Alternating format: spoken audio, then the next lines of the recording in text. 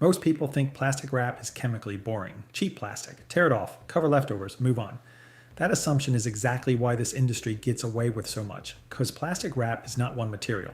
Some wraps are polyethylene. Some historically use PVC or PVDC chemistry. Some cling harder because they use more aggressive additive systems. And most consumers never check. They see microwave safe or BPA free and assume the problem is solved. It is not solved. Food contact regulations were never built around zero chemical transfer. They were built around acceptable transfer. That means migration into food is already part of the system. Heat increases it, fat increases it, time increases it. So the real question is what's it made of, not what the front label says, not how stretchy it feels, not whether it clings like industrial shrink wrap. What is actually touching your food? I learned a long time ago to flip the pan and read the stamp. The same rule applies here. Packaging tells you everything once you stop reading the marketing and start reading the material disclosure. And most people don't know this about saran wrap. The product people remember from years ago is not chemically identical to many modern wraps.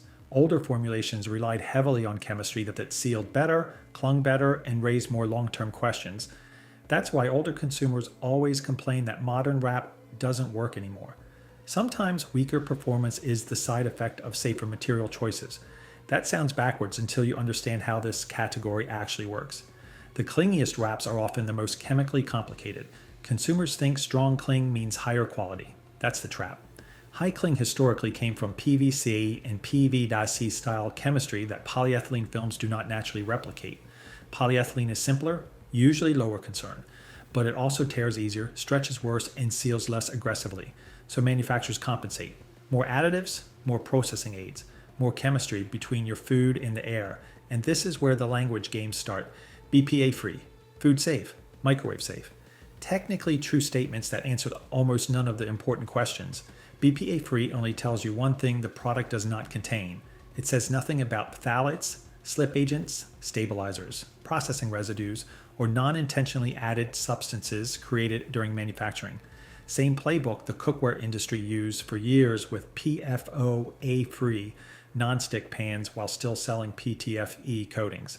Different wording, same strategy. Most people don't know this about Glad either. The packaging language sounds reassuring because it is designed to sound reassuring, but front label chemistry claims rarely explain the entire additive system. That information stays buried in technical disclosures consumers never read. And the microwave safe claim is the biggest loophole in the entire aisle. Microwave safe does not mean migration free.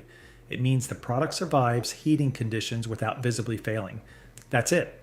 The wrap surviving is not the same thing as your food staying untouched. Researchers already understand that heat, fat, acidity, and long contact times increase migration from food contact materials. Hot lasagna is not the same exposure scenario as cold strawberries. Greasy leftovers are not the same as covering a bowl of lettuce for 20 minutes. And yet consumers use cling film directly over steaming food every single day. A 2025 systematic review looked at 67 studies and 5,378 food samples involving migration from packaging materials into food. The conversation inside regulatory science is not whether migration exists. The conversation is how much regulators consider acceptable. That distinction matters, because acceptable is not the same thing as chemically inert. If you're tired of brands getting away with this, hit the like button. It helps more people see this before they waste their money. And once you read the actual regulatory history, the entire category starts looking older than consumers realize. Some FDA-era toxicology evaluations for food contact substances trace back decades. 1961 through 1985 comes up repeatedly in legacy approvals involving older plasticizer-era chemistry. That does not automatically mean modern wraps are dangerous by default, but it destroys this fantasy that every material sitting in your kitchen was evaluated under modern endocrine disruption standards. A lot of this system was built around older assumptions, and companies know consumers never look that deep. That's why material disclosure on plastic wrap is usually terrible. Cookware at least forces companies to stamp steel grades or country of origin somewhere on the product. Cling film hides behind vague packaging language and microscopic labeling. Sometimes you get polyethylene disclosure. Sometimes you get nothing useful at all.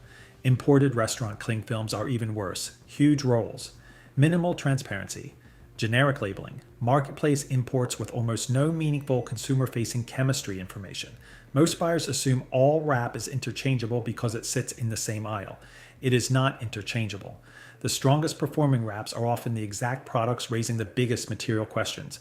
And that leads directly to the safest category in this industry, which is also the least exciting one. Simple polyethylene wraps.